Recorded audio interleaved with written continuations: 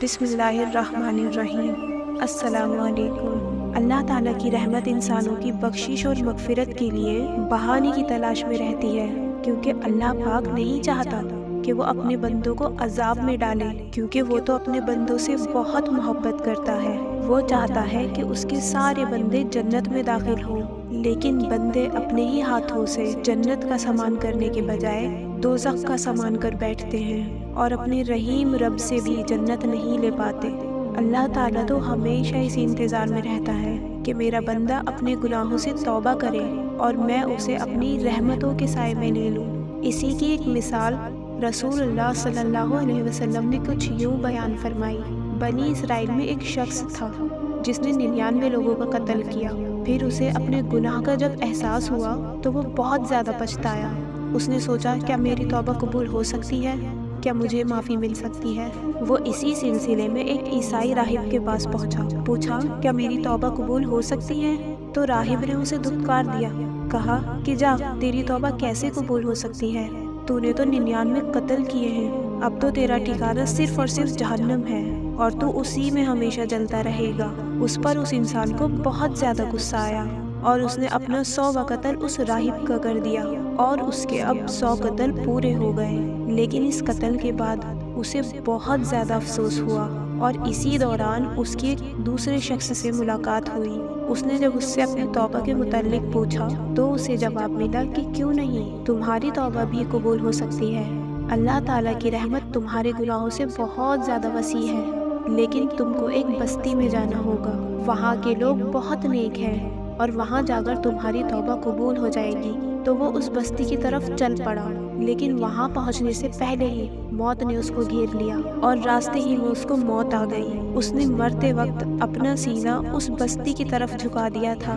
اب رحمت اور عذاب کے فرشتوں میں اس بات پر اختلاف ہو گیا کہ کون اس کی روح کو لے جائے گا۔ رحمت کے فرشتے کہتے تھے کہ اس نے توبہ کا ارادہ کر لیا تھا اور یہ توبہ کے ہی لیے جا رہا تھا، اللہ نے اس کو معاف کر دیا، تو اب ہم اس کو اپنی مہمان نوازی میں لے جائیں گے۔ لیکن دوزخ کے فرشتے کہتے تھے کہ اس نے صرف ابھی توبہ کا ارادہ کیا تھا، اس کی توبہ تو اس بستی میں جا کر پوری ہوتی اور یہ ابھی اس بستی میں نہیں پہنچا ہے، تو ہم اس کو لے کر جائیں گے۔